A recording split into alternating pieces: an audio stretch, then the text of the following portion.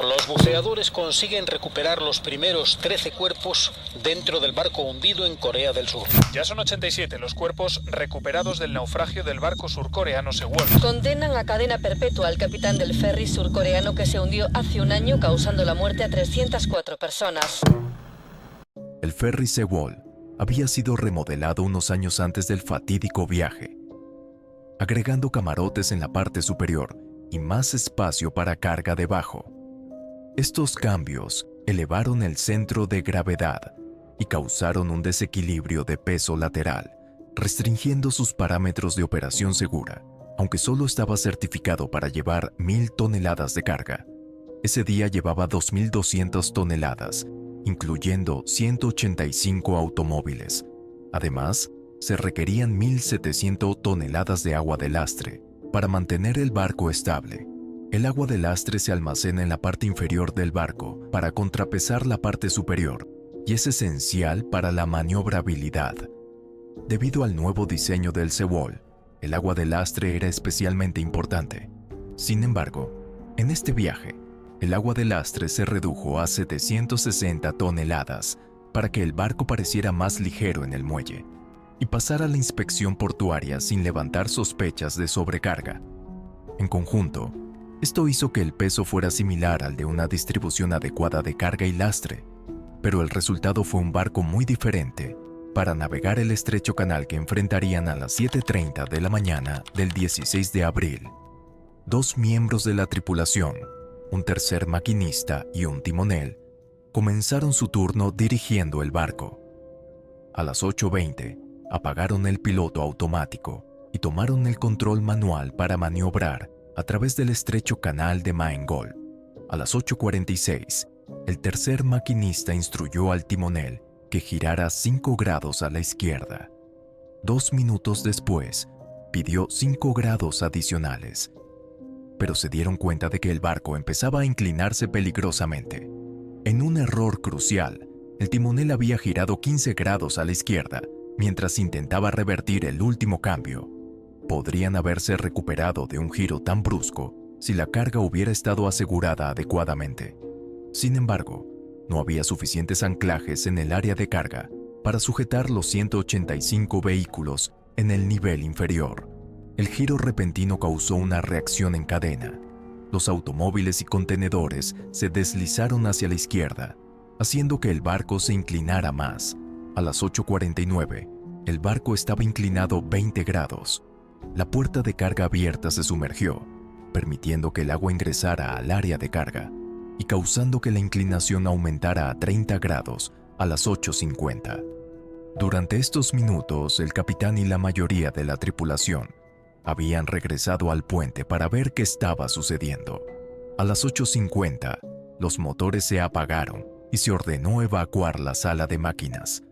En ese momento, los pasajeros estaban en la cafetería desayunando o durmiendo después de una noche de diversión.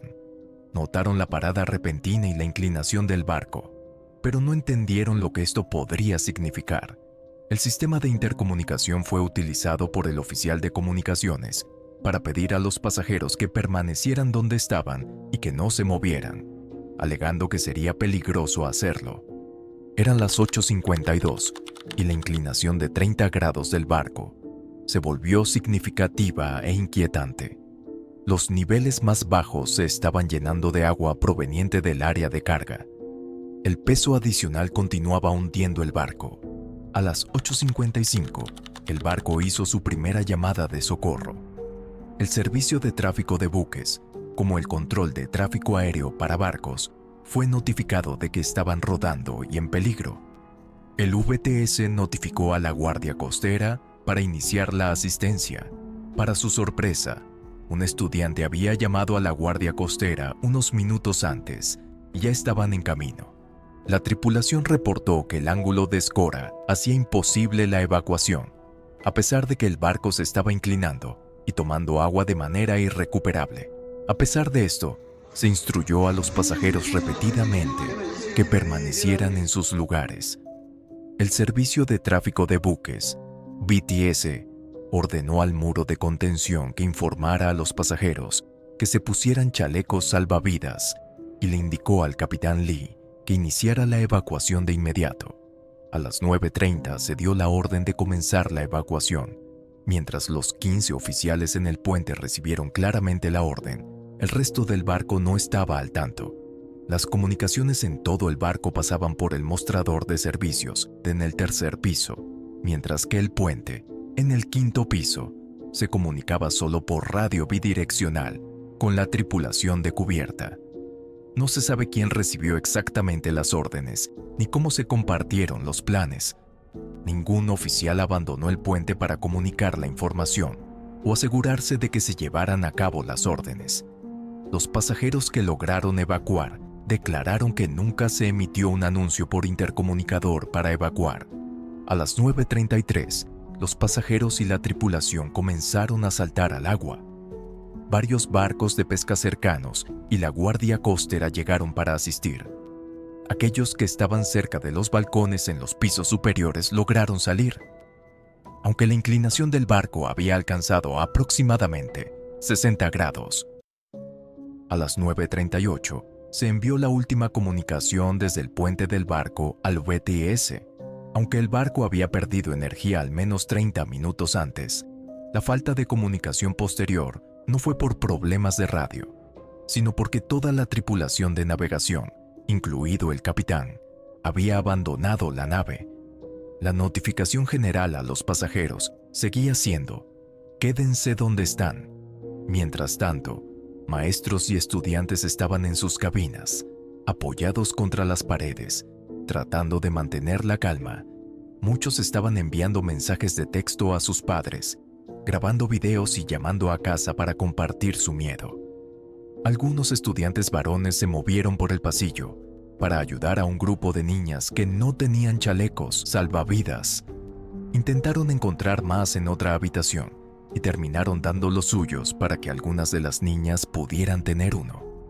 La dificultad de moverse en un barco inclinado es extrema. Abrir una puerta requiere una coordinación increíble de palanca y fuerza. Durante el entrenamiento de emergencia de la Guardia Costera, les tomó 15 minutos salir de una habitación con una inclinación de 60 grados, trabajando juntos 5 hombres profesionalmente entrenados. ¿Cómo se esperaba que los adolescentes pudieran salir de sus cabinas cuando el barco ya estaba inclinado 60 grados? Algunos intentaron trepar, mientras que otros esperaban flotar con el agua que subía. Lamentablemente, llevar un chaleco salvavidas dentro de una estructura que se llenaba de agua hacía que escapar fuera una posibilidad remota. Grupos de estudiantes en algunas habitaciones se levantaban contra las paredes y pasillos, sin ningún lugar por donde salir. Era una situación devastadora que parecía desarrollarse en cámara lenta. Para cuando la Guardia Costera llegó, el barco estaba tan inclinado que había muy poco espacio abierto para que un pasajero pudiera salir. Solo aquellos que se habían movido a las cubiertas superiores, abiertas de antemano, estarían en posición de abandonar el ferry. El resto de los pasajeros habría estado completamente atrapado en el interior. Los estudiantes intentaron desesperadamente romper las ventanas de sus habitaciones, pero no tuvieron éxito. Podían ver a los rescatistas y botes afuera por la ventana, pero estaban atrapados en esta trampa de acero. A las 10:17 se envió el último mensaje de texto desde alguien en el barco. 6 minutos después, a las 10:23, el barco volcó por completo. Esta situación desesperada dejó a los rescatistas paralizados. Con los puntos de salida bajo el agua, los adolescentes atrapados no tenían manera de salvarse a sí mismos. Buscaron los puntos más altos disponibles, con aire para esperar el rescate de la Guardia Costera, que estaba justo afuera. Durante la siguiente hora, el barco se hundió completamente bajo el agua, dejando a padres y rescatistas esperando que los espacios con aire ofrecieran refugio a algunos atrapados. La falta de comunicación entre la Guardia Costera, el muro de contención y el VTS impidió la coordinación crucial en la escena. Cuando llegó el primer barco de la Guardia Costera, las evacuaciones comenzaron y entre las 9:30 y las 10:15, 172 personas fueron rescatadas por helicópteros, pescadores y botes inflables. De ellas, 26 eran miembros de la tripulación. incluidos los 15 responsables del barco. El capitán fue rescatado a las 9:47 am y 5 minutos después se emitió el último mensaje de "quédense donde están" por el oficial de comunicaciones tras la partida del capitán. Según la ley coreana, el capitán debía supervisar la evacuación y permanecer en el barco hasta que todos fueran evacuados. Sin embargo, no llevaba su uniforme ni proporcionó información sobre las personas a bordo. Los botes en la escena no sabían que aún quedaban más de 300 personas en el ferry. Creían que la mayoría ya había sido evacuada. Si la orden de evacuación se hubiera dado a las 9:00 o incluso a las 9:15, cuando era evidente que el barco se hundiría, la mayoría habría podido salir de manera segura. A las 10:00 había suficientes botes, helicópteros y rescatistas para sacar a todos del agua. La indecisión del capitán y las instrucciones de quedarse en las habitaciones sellaron el destino de 304 almas. El oficial de comunicaciones ordenó a los pasajeros que permanecieran en sus habitaciones hasta que el intercomunicador se cortó a las 9:52.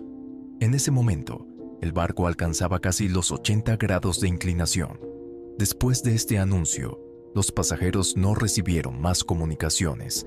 Mientras tanto, el capitán ya había sido transferido de manera segura al barco de la Guardia Costera, mientras que los estudiantes luchaban por romper ventanas y moverse por los pasillos.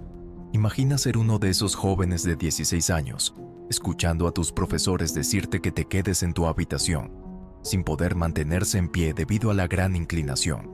Los videos mostraban cómo al principio los adolescentes pensaban que no era algo grave, pero a medida que la inclinación aumentaba, se volvían claramente más asustados. Algunos grabaron mensajes de despedida y enviaron textos de amor a sus familias. Los primeros informes de noticias fueron erróneos. La Guardia Costera había informado que todos habían sido rescatados.